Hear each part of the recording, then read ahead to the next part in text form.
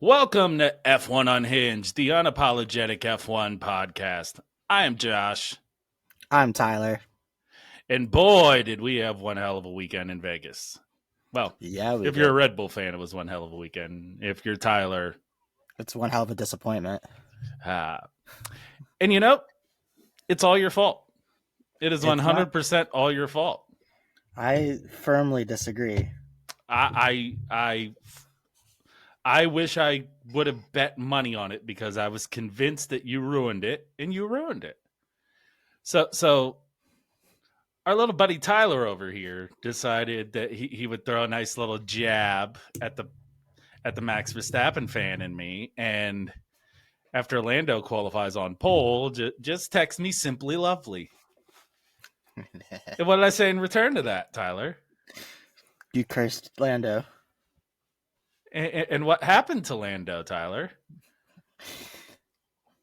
He won, and then got DSQ'd. No, he didn't win. He finished second and got DSQ'd. Yeah. Anyway, he sent it wide in the first turn, trying to be Max Verstappen, which, by the way, David Coulthard had the coldest line in possibly F1 history on lap one. He tried to do basically saying that he tried to take a trick out of the book of Max Verstappen, but he didn't know the rules. And that was cold. That was a mic drop line that I was not expecting to come out of the mouth of David Coulthard, but it was epic. I mean, it's definitely not one you would hear on Sky Sports. Well, that's because Sky Sports broadcast sucks. But yeah, but that was pretty solid, honestly. Yeah, it was a great line, and it was fantastic because, I mean, in reality, he tried to do a max to max and overcooked it. Because Max has been great about just cutting over out of that lane and taking someone's chance to get up the inside away. And Lando did it, but forgot to brake. And then braked himself a little too hard. Yeah. And it was just one of those situations where if he doesn't do that, he probably gets out of that corner okay. But because he did that extra bit, and I mean, I think Max learned from last year, because if you remember last year, Max tried to do a similar move. Max tried to make a move down the inside and lost grip and went off track and got, was it last year or the year before that Max got the penalty that he then had to come back from? 2 years ago, because it's the year that he won. But Max had made a mistake like that at Vegas of trying to take that inside line and not being able to stop. And you could see Max back off early. Like, he was aware, like, oh, I'm not making this corner if I come at this angle. Whereas Lando just sent it, and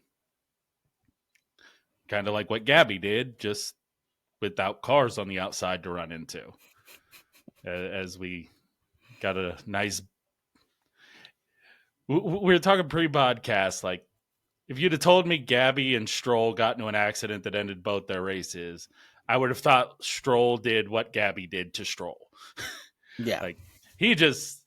That was one of the worst rookie mistakes this year for probably one of the better rookie drivers, where he just sent that one somewhere where you shouldn't be sending it. And I'm surprised he only hit 2 cars, because it could have been a lot worse. It could have been far, far, far worse. I think he's kind of lucky that he only got a 5-place penalty. And I think it's purely just on a reputation of not being a dirty driver that he got that. Yeah. Yeah, I think it was just poor judgment. Very poor judgment on his side. But it wasn't... He's not overly aggressive. He doesn't go bowling frequently. So... Yeah.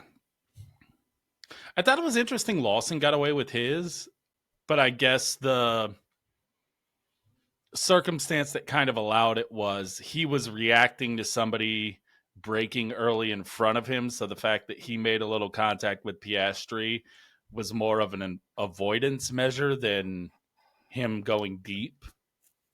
I think that's why he didn't get a penalty on it.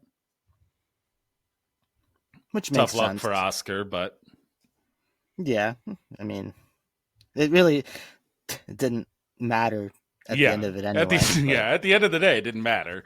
Might have been better for Oscar if he just got taken out at that point, or at least got some body damage so they could blame it on that instead of just.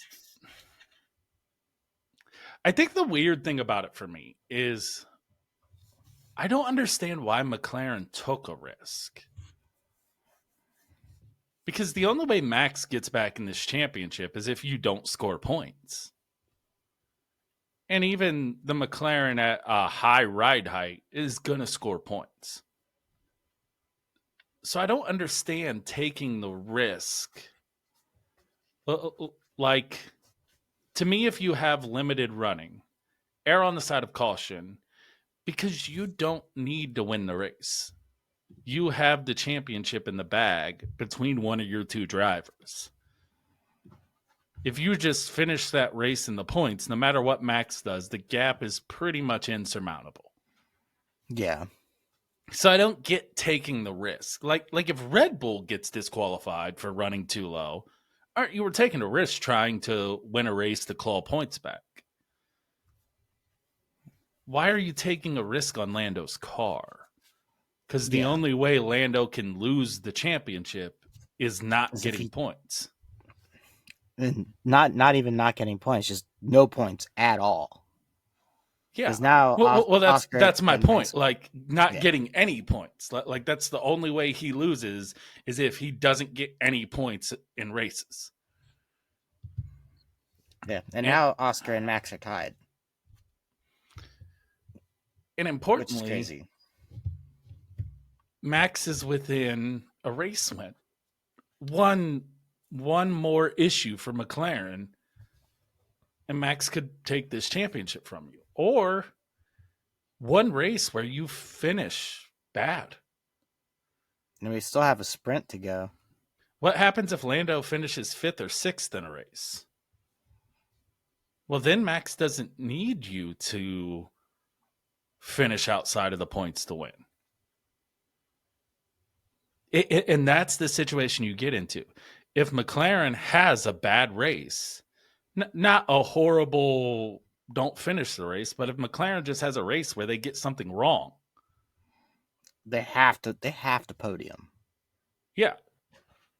Lando has to podium both races and the sprint to avoid losing to Max if Max wins those. He has to finish 3rd in everything. At least. Yes.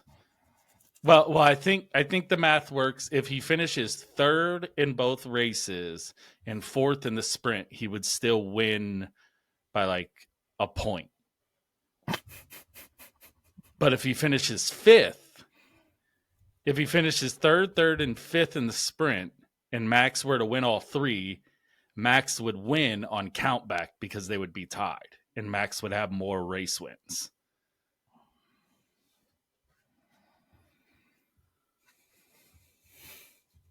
Or or if he finishes 4th in one of the races instead of 3rd,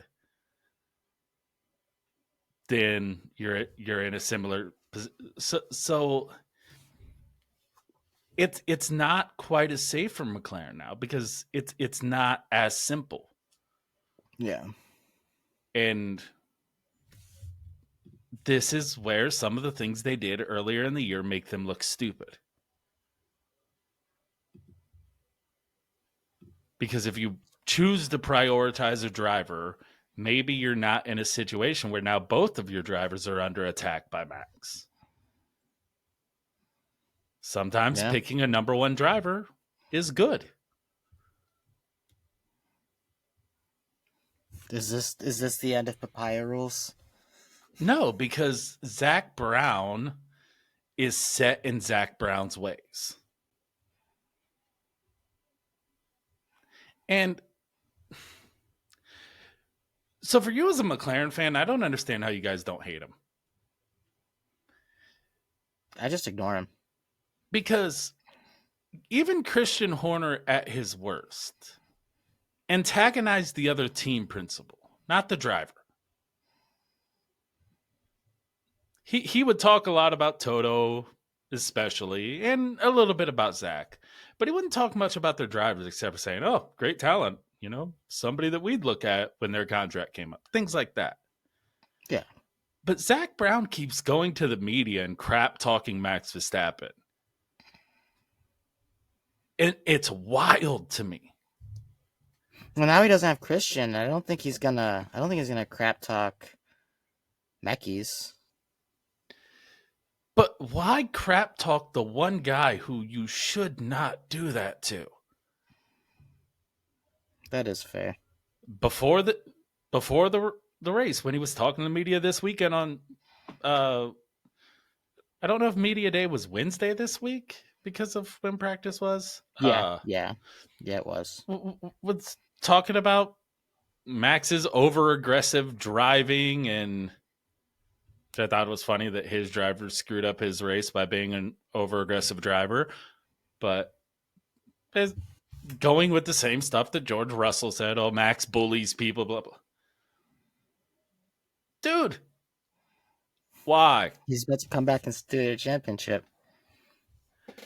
Yeah, like you did this last year when you said he only wins when it's the best car. And then what's the first thing Max said when he won the championship and saw Zach Brown? Oh, guess I didn't need the best car.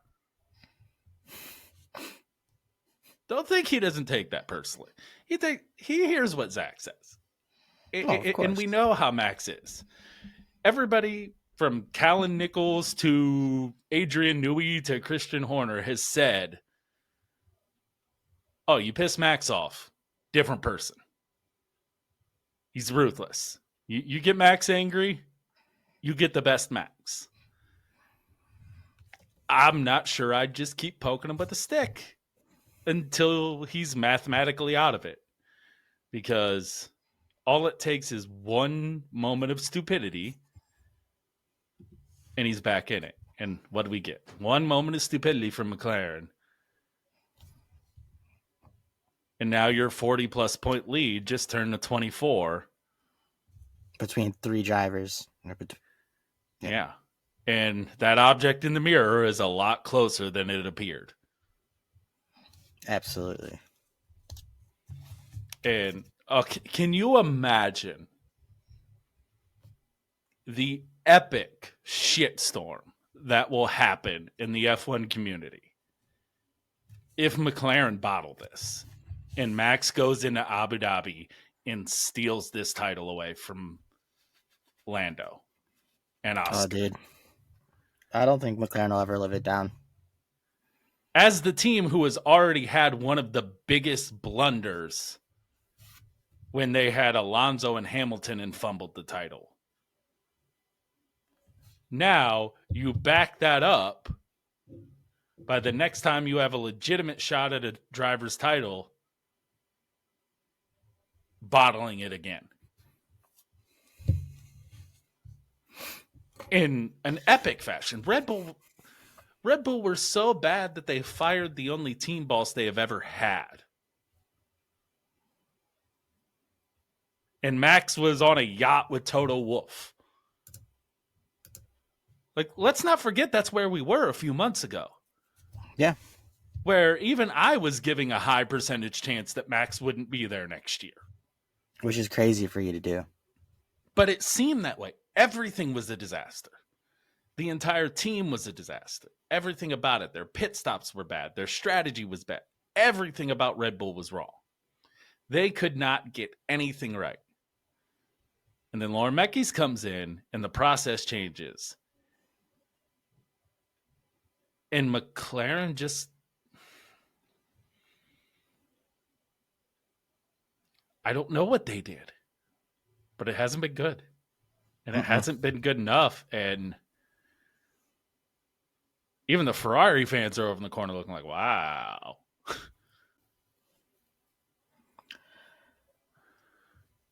that says something because Ferrari hasn't been great. And Lewis had some pretty damning comments this weekend.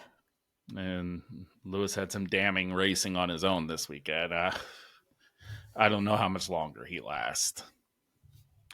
Yeah. I have a very bad feeling that if, and I'm not rooting for this at all in any way. Let me preface that. I have, despite being a Max fan, I have an immense amount of respect for Lewis Hamilton.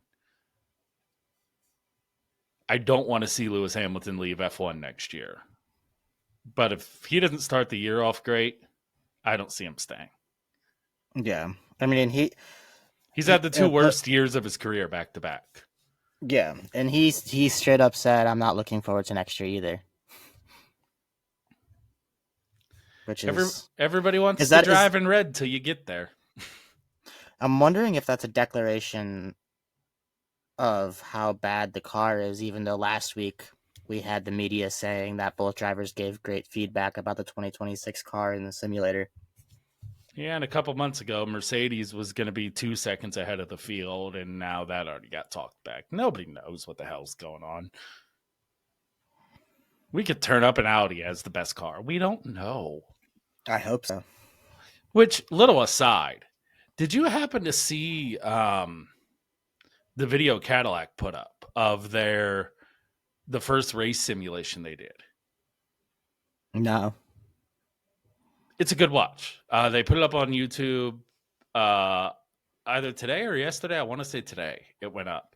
And it was when they had done that first race simulation. I want to say Spain, I believe it was. Very interesting. Very, very interesting. And gives me a wonder into maybe they're going to be better than we thought. They could be. I have some really conflicting feelings about how good that project's going to be because, I mean, obviously it's their video through their people, so they're going to highlight the strengths. You know, you're not going to show a bunch of your weak points, but at the same time, you're not going to. F1's big on not creating false expectation. Teams tend to play things down a lot. And I don't know, man. It looked impressive. It did. It looked impressive. I'm not gonna lie. Some of the things from Caddy's side impressed me. The people they have on their team, the way they have things organized, the way they've already acknowledged things that will be a challenge in communication that they want to make sure they fix before they're a problem. It at least shows that they're thinking in the right angles. Doesn't mean their car will perform on track, but I think their processes are in the right direction. Just saying, it's a very interesting watch when you have some time later. It's like a 16-minute video. I saw it pop up on my recommended today. I didn't get a chance to watch it, but I definitely want to. I added it to my watch later. So yeah, it's pretty good. They hide a lot of things, but it's a decent amount of insight on. And I mean, just as a fan of how much crap goes on behind the scenes during a race, it's a really good insight because teams don't really show that. So it's kind of cool to see how many people are involved in the decision making and how that works. It was interesting. Nice little peel back behind the scenes. Yeah. I'm really looking forward to Audi coming in. I'm not expecting them to be great. I kind of am. I'm not going to lie. I'm kind of expecting Audi to be good. I'm expecting Cadillac to be good. I mean, I've said it from the very first episode that we ever made. Audi comes in, I'm switching. And that's why I switched hats, because I'm like, it's honestly, we rebranded. I think it's time to put my Audi boy hat on. Which Volkswagen isn't Audi, but Volkswagen's owned by, or Audi's owned by Volkswagen Group. So yeah. I think the right people are involved in Audi, and I think the right people are involved in Cadillac. I really love the people that they involved in both projects. I think both projects are well built. Does that mean they'll have a great car? Who knows? None of us really know what somebody found, what somebody's able to exploit, and whose engine's going to be the best, because that's going to matter a lot. We don't know if it's going to be the Ferrari engine, the Audi engine, the Honda, the Ford Red Bull engine. We don't know. The Mercedes. Nobody really knows. And everybody's kind of playing down their expectations of their own engine. So it makes it even harder to gauge until we get to testing. But I don't feel like both teams are going to be running at the back. We're not going to be dealing with Williams 5 years ago. I think they'll show up to testing with their cars working and running competitive times. Yeah, I think so too. And especially if McLaren flounders this championship, I think it's the perfect exit point. I'd exit already if I was a McLaren fan, but that's because I can't stand Zach Brown, which is a whole different subject. Who can you not stand more, Toto Wolff or Zach Brown? I have a tremendous amount of respect for Toto. I can respect Toto because Toto was a driver. And Toto has a little bit of a Red Bull association, so of course I'm just side with that a little bit because he was sponsored by Red Bull as a driver. And I don't like either that much, but I have more respect for Toto. Especially seeing like the IndyCar situation and the lawsuit that's involved there, I've lost a lot of respect for Zach Brown this year and the way that he runs business and the way he treats people. That makes sense.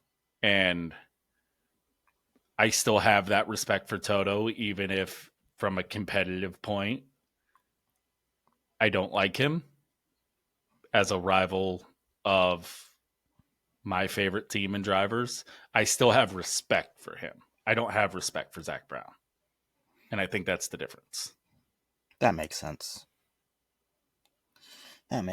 Before we move on, just because you mentioned Indy, I think we should at least toss it out there that Mick Schumacher signed a contract for IndyCar next season.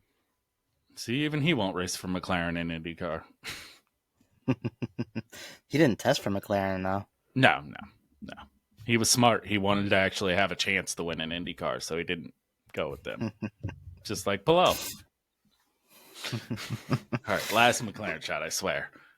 That's only because I only say that because of who I really want to take shots at today. The FIA. Oh, the FIA can fuck off today. I know you're in full rant mode. I'm in full rant mode. I'll let you go first because I feel like we both have some big rants and some pretty good grounds for rants today. I don't know how long mine will be just because I'm not in a pissed off mood today. I was very pissed off when I saw this happen. And maybe I'll get into it more once I talk more about it. But at one point during the Grand Prix on Saturday night, there was a large piece of debris in the middle of the track for several laps. Nothing called. No flag, no safety car, no virtual safety car. Eventually, the FIA pulls their head out of their ass and pulls the yellow flag. Cool. Neutralizes that section a little bit, right? They pull the yellow flag off, like turn off the yellow flag. There are still marshals on the track with cars on the straightaway heading to the turn. And you can look on Instagram at Autosports made a post about it. And it says the pinnacle of motorsport is their caption. And the picture is you see 3 marshals sprinting off the track as there's Max and Lando and Russell all coming at them in clear vision. This is the what, second time in what, 5 races? Mexico GP was the last time this happened, where there was a marshal on track that almost got smeared to death by Lawson. How does this continue to happen? How? Well, the Mexico one, it was dumb, but it made more sense. Like, okay, a car pit and somehow you lost track of them. This, there was a collision on the first lap. The next lap they come around, there's a marshal on the track. And they don't start waving the double yellow until cars already start passing. And more importantly, if everybody remembers, that's the corner everybody kept locking up and going long. That's the corner everybody kept missing the corner and going long. All weekend. Dry, rain, didn't matter. That was the biggest problem corner. That and the backstretch corner, those were the two corners where everybody came at full speed and went long. That's where we had the lap one multiple cars in multiple incidents. And then right after that, you have another piece of debris that gets left on the track that they don't bring out anything for. And it wasn't even like, it wasn't on the edge of the track. It was on the race line. Yeah, it's like within 3 laps, you have 2 pieces of debris that you do nothing about. Yeah, and they're not small either. Like, this was a whole ass, like, fin from the front wing. But yet we really needed that virtual safety car when Carlos Sainz was off the track. Yeah. But no, not when there's debris on the track. No. No virtual safety car. Don't neutralize the race. Just slow it down enough so if a marshal gets hit, it's only like mostly fatal. This is what pisses me off about the FIA. I am tired of the fact that we only change rules when somebody dies. Yeah. I'm getting really sick and tired of that. Change the rules before it kills somebody. You've got your serious face on. I am beyond pissed off. I am beyond pissed off at the FIA because that wasn't the only incident of the whole weekend. No, there was one in the F1 Academy sprint race. There is a goddamn recovery vehicle backing down the track in the opposite direction as the cars are going. And there's nowhere for the cars to go. There is a destroyed car on the left side of the road. There is a tractor reversing and cutting across near the wall, cuts across. The safety car has to then slow down the field to not hit the tractor going across the track. And I don't want to hear, oh, it's safety car. Oh, it's because that wreck happened under a formation lap. The wreck that brought out the recovery vehicle happened under a formation lap. Wrecks can happen at slow speed. Go out on the road. You see somebody wreck at 60 miles an hour. It's a serious wreck. If you're going at 60 on the track, yeah, it seems slow, but you can still have a serious wreck when it's a fucking tractor. And that wreck that on the formation lap took both cars out of the race.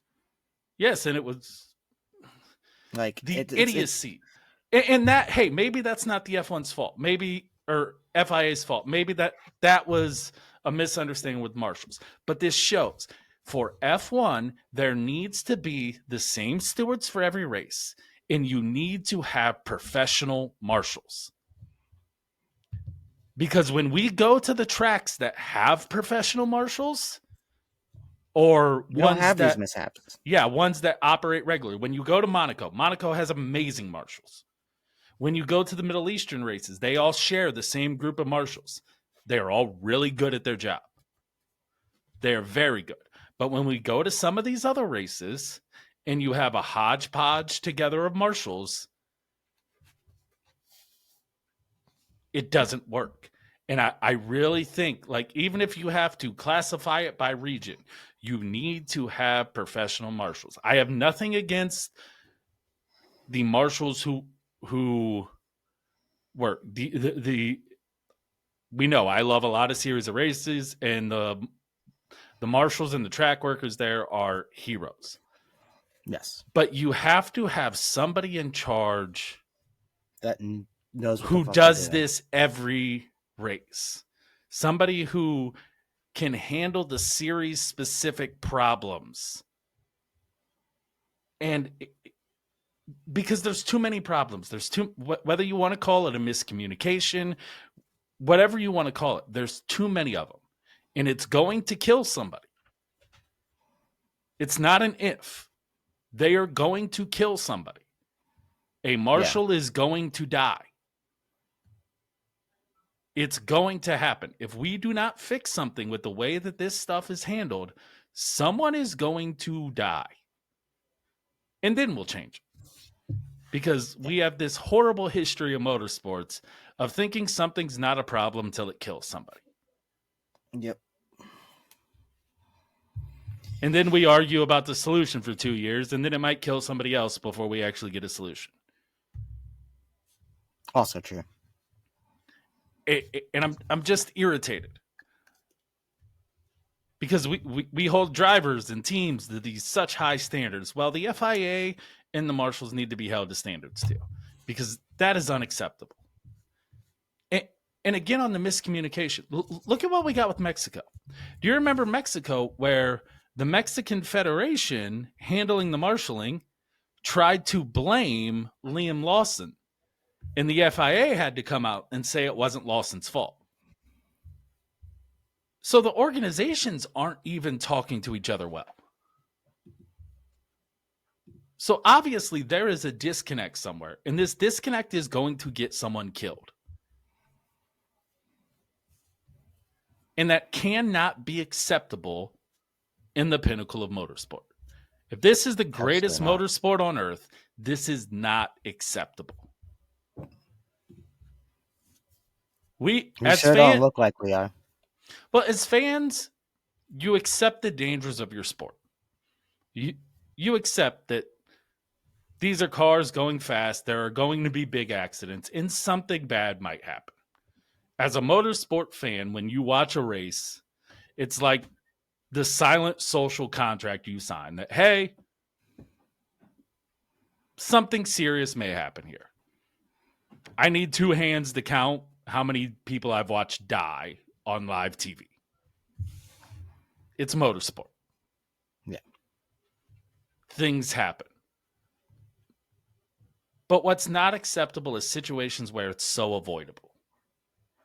And these are avoidable situations that eventually we're not going to get lucky with. We have been really lucky this year with several situations that could have been a lot worse. This is not acceptable. Yeah. And for the rules, it's not like sure, I understand why it took so long to develop the halo and stuff like that. Like, that's an actual part of the vehicle. It's a engineering thing. Takes time. Rules aren't engineering based. These kinds of rules aren't engineering based. It shouldn't take multiple years to figure out a solution for a fucking rule. Well, and we have these. The problem is there are these rules. They're just not following them. We have rules about when marshals are supposed to be on track.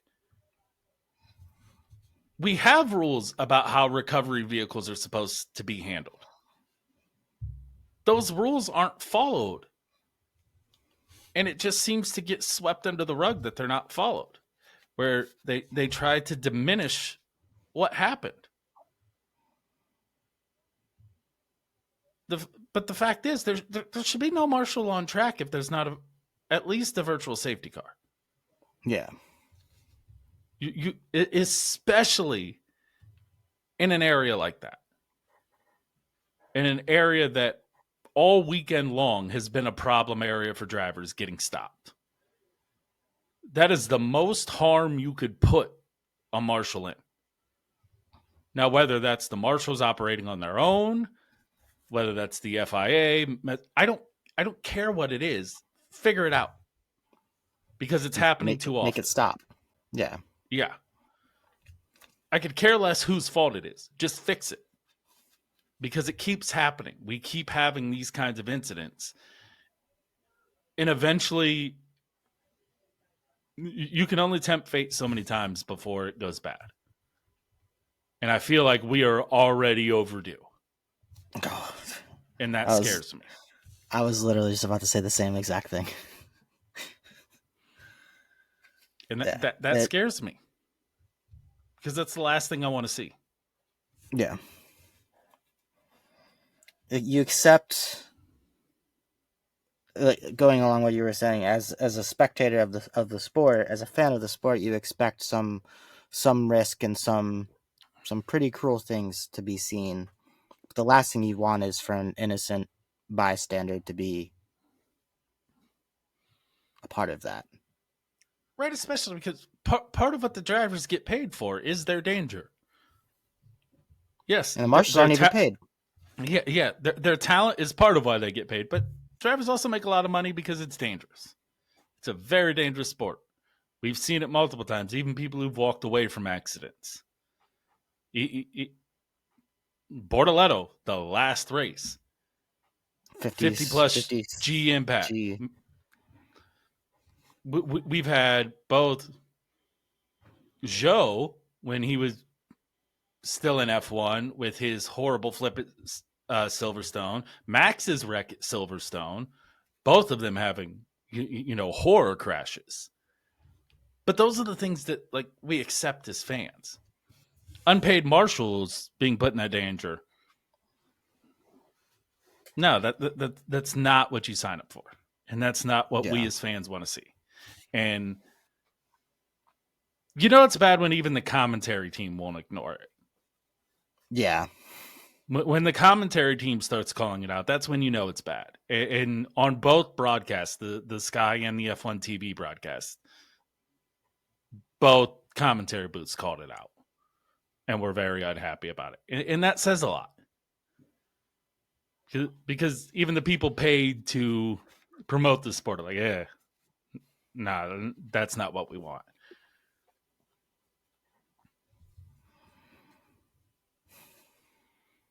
You know what we do want, though? To bash Max Mercedes. To win the title? No. You can't. I'm not bashing Mercedes because Mercedes had themselves a weekend, which we knew they probably would, but it turned out different than I thought. I kind of thought George was going to win this weekend. That was my expectation. And I'm not going to lie, 5-6 laps into the race, I thought it was going to happen. He was catching Max. He got within Max's DRS. And I'm like, yep, here's what I expected. Long run pace of that Mercedes with how they heat up their tires on cold tracks. Here we go. But Max was able to keep him at bay. And I think the impressive one was Antonelli. Gets the 5-second penalty for just moving on the start. Had a bad qualifying, started low, and took those hard tires way longer than anyone thought those were going to last.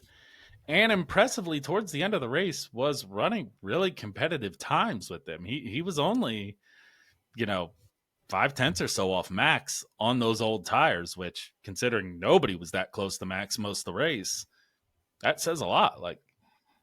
He only lost one place with the 5-second penalty, and that was the Oscar, which is the place that ended up getting given back to him.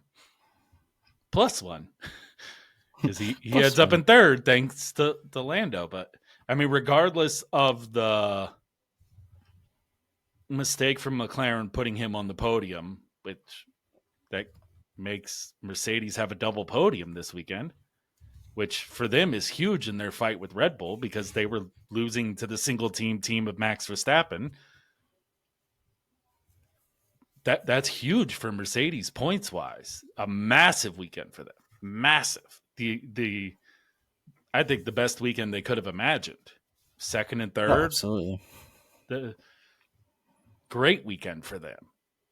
And I really have to give both drivers a lot of credit. George smartly picked his battles. He didn't even really try to race Lando. It was just like, nah, third's more important than, being in fifth because I fought too hard for second. I'm just going to take this third and be happy.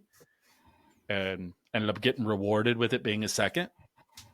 But I think he did a really, really smart race. And Antonelli was just amazing. Absolutely amazing. Antonelli looked really good. I have to give George his praise as much as I don't want to. I don't enjoy George Russell, but look, I cannot like George as a person, but admit that he's a hell of a driver. When George Russell is on, George Russell's a hell of a driver. Yeah, and that was an incredible performance from him. The gauging of, what's best for the team. Every driver wants to win. It probably takes more out of the driver to not win than it does to win. Oh yeah. And so the amount of restraint that it took for him to say, I'm cool with third.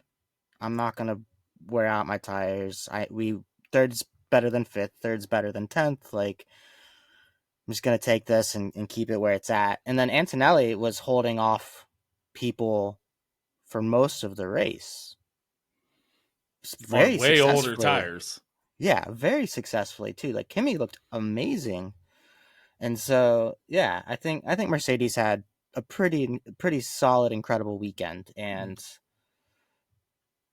that was definitely something they really needed for their constructors. Not championship fight, but place fight. Yeah, and it's funny because if you would have told me Mercedes finishes second and third, I'd have been a little surprised, but not incredibly, just because it's Vegas and we knew the Mercedes car likes Vegas. But the way they did it would have surprised me. DQs not included. Even without the DQs, how they managed it this weekend. And I mean, one thing I will say is, outside of how messy the first lap was, I was really impressed by the drivers this week. The fact we didn't have a red flag fest in qualifying shocked me. A cold track in the rain, in pretty heavy rain. We used wet tires. Yeah. I can't remember the last time a qualifying session had wet tires. Not intermediates, full wet. I forgot those existed. And well, I think some drivers went out initially with intermediates. Yeah. A whole first group did, that included Max and a bunch of guys. And I want to say at least one of the McLarens did. And you just couldn't Oscar keep it on did. track. Yeah. Yeah, Oscar did. And I think the reason most of them switched, was, besides keeping it on track, was also the tire deg side of it. I think Oscar did like 2 or 3 laps on them, and he's like, yeah, these are already falling apart. Yeah, and I mean, Vegas is a very unique circuit with tires where, like even during the race, the hard tire was only the slower tire for the first 3 to 4 laps. And then after that, it became a faster tire than the medium. That's not usually the case ever. Usually you have to get 10 laps into a run for that delta to switch. But it was basically like, if you could run 2 or 3 medium pace laps on the hard tire, you could then run pretty hard on the hard tire for the entire rest of the stint. As long as you didn't spike the tire in that initial warm up, you could do what Antonelli did, where Antonelli was able to have fast times the entire stint on that tire. And that's why I like Vegas. We have yet to have a boring race at Vegas. Yeah. Every race is entertaining with some wildness. Our last episode, I told you I didn't like Vegas, and I was like, honestly, I just need Vegas to be like this every year, because it was a great weekend to watch. Yeah, the rain was unexpected, but just in general, Vegas, it's quirky. It has some weirdness to the track. You have these huge long straights. It has a bit of Baku in it, where you have these long straights and then these difficult corners, but some of it also has a little bit of the Saudi street track to it, where you have some fast sweeping corners, then you have some hard braking zones, and it's like you really have to compromise the setup. Your car's not going to be good throughout the whole lap. You have to decide where you want to be bad. And Yeah. I love tracks like that because you can get interesting results when there's not one correct way to do the setup. And that's why tracks like Baku are so much fun, because different cars are going to require different setup tweaks, and it makes stuff really interesting. Yeah. And it's also a lot about how you maintain your tires. And I think Merck did the best of that of anyone. And Max did pretty good with Red Bull, but he was able to do so without being challenged, so it was a little bit easier for him, where he only had a couple points in the race where he actually really had to push. And outside of that, he was just kind of cruising, whereas Antonelli really had to push and Russell really had to control his pace. And I think that's kind of what's impressive about what Merck did, is they didn't do the same thing between the two drivers. Russell controlled his pace, whereas Antonelli had to really push his pace.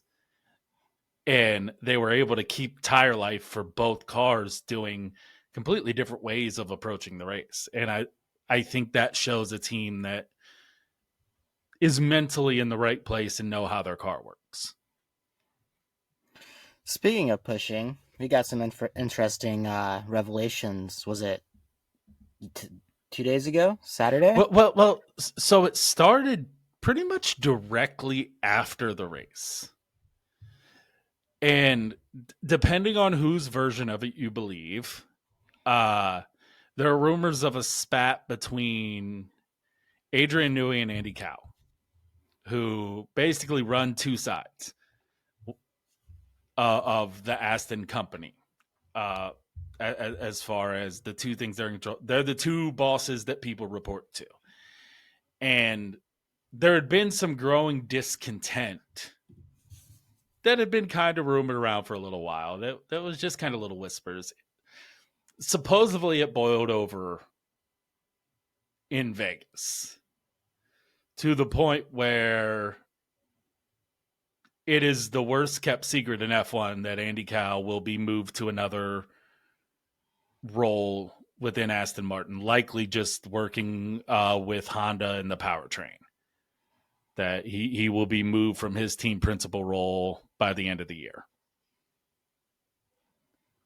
Which Aston is kind of quick to make moves, and they're doing a big restructuring anyway. There's a whole lot of people on their way out of Aston and a whole lot of people coming in. Adrian Newey wasn't the only move that they made. They made a lot of moves involving things. What is interesting is the name that seems to be at the top of the board, especially after some of the other people at the top of the list have already said they have no interest. People like Mattia Binotto has no interest in the Aston job. Christian Horner. Seidel. Yeah. Seidel, same thing. Is committed to what he's doing right now. So the big name out there right now is Christian Horner. And something that crazy. Well, something that a few months ago we thought was impossible because of his fallen out relationship with Adrian Newey and being the reason why Adrian Newey left Red Bull. But supposedly, we have learned that since Christian Horner was fired by Red Bull, he and Adrian have met and cleared the air, and Adrian is now okay with working with Christian. We knew Christian was trying to put something together to get back on the grid. The thought was buying out Alpine or creating a 12th team. But apparently that Aston Martin door is kicked wide open now. What a reunion that would be. In some ways, it makes sense. Christian is the one who made the Honda deal happen for Red Bull. He has a lot of experience working with their people. He has built-in relationships there, so you bring in a team principal who is also capable of being a CEO, which they will need both. And it would make sense for Aston. The hard part is Christian refuses to do anything that doesn't come with an ownership stake. Would Lance Stroll be willing to give up a percentage of the business? You mean Lawrence Stroll? You heard what I said. You said Lance. You heard what I said. I meant what I said. Who's taking over that business? That's fair. That's fair. I meant what I said. Touche. Fine. Will the Stroll family be okay with giving up a percentage of ownership to Christian? They did for Newey. Yeah, and I think they would be absolutely stupid because both Newey and Horner had a massive part in the success of Red Bull's championship-winning teams. Yeah, 1,000%. And like, they would be stupid to only give Newey ownership and not Horner. And if that's the hill they're gonna die on, it makes no sense. Well, and they have more of it to play with because Lawrence bought more stake in the in the Aston project. Martin. Yeah, he basically bought more of it from the Aston brand, so there is more to give away if he needs to. I think he bought all of it from the Aston brand. Did he buy all of it now? I think so. Earlier this year, there was a big thing about it. I know he had bought some. I wasn't sure what the percentage was. Hold on. If I could spell.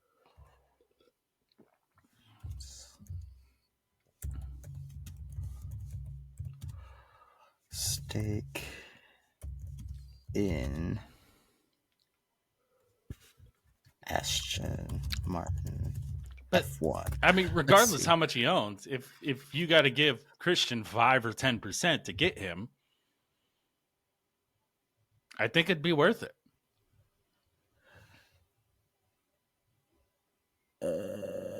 Especially if you have Newey. Yeah. Let Christian focus on the business. Let Newey focus on the car. And with Lawrence's and Lance's pocketbooks, you could build something great.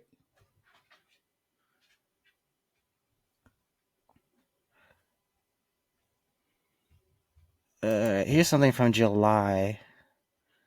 I don't think it'll give me direct numbers, but Aston Martin F1 valued at $3.2 billion in latest sale amid surging investor interest. Okay, yeah, so said it's agreed to sell its minority stake in the racing team for about $146 million. Okay, so what he didn't own, he bought. Yes. So now, from the sounds of it, it looks like Lawrence Stroll and his many avenues of ownership in Aston Martin F1 now own all of it. Which I think crazy. I know at one point involved Toto. I don't know if he still does, but I know at one point it did. They might have forced him to sell his stake in that when he bought more into the Mercedes project. Ownership and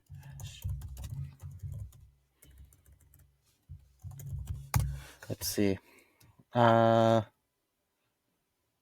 Yes, he does. He still has a stake in Aston Martin, though it was reported as diluted it was reported to be as diluted to under 1% following a rights issue. Yeah, because I know that was a big deal at a time when it was discovered that Toto owned part of a rival.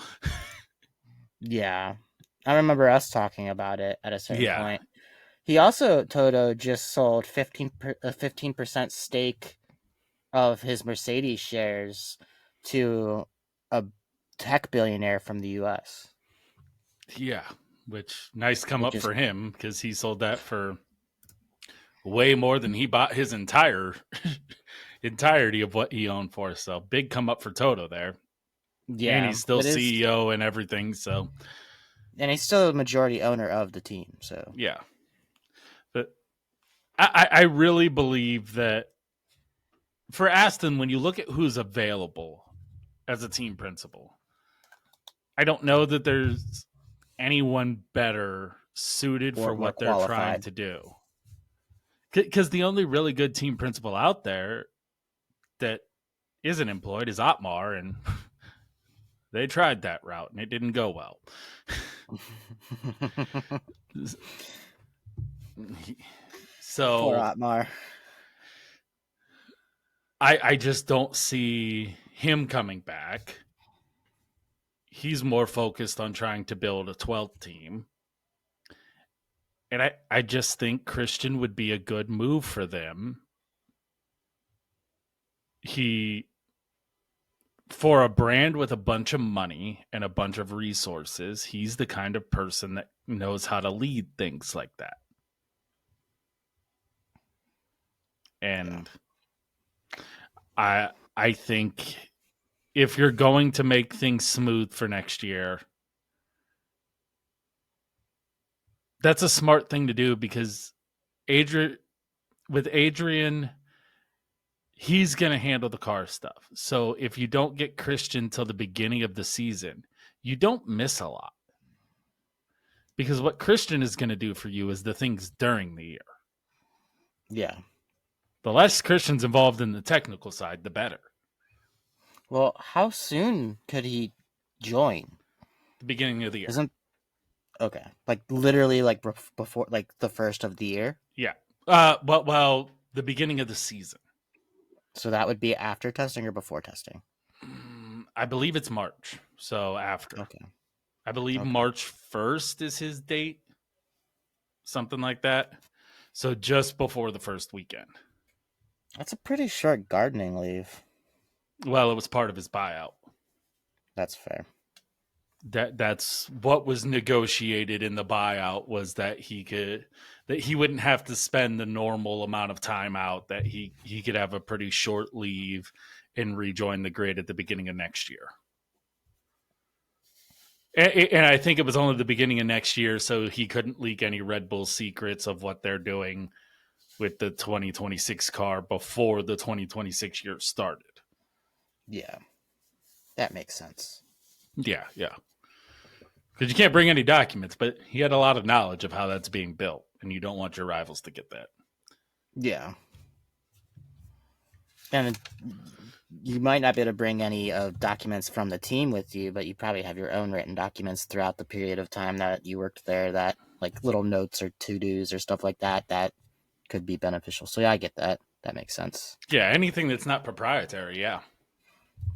I know that was a big thing with Adrian because Adrian hand drew a lot of things, so that was included, like basically his notebook for the Red Bull stuff was included in the stuff that couldn't be transferred. So that was kind of like a special thing because he didn't use the computers the way other people did. So it was a little bit harder to police that information because the Yeah. FIA can police the computers. They can't police Adrian's notebook. Yeah. Yeah. So that was a bit interesting, but we'll see how that plays out. Probably won't know anything right away because we're straight into the second race of a triple header this week, Qatar, where I think we'll find out a lot about the championship this week. So we'll look forward to talking to you guys again next week.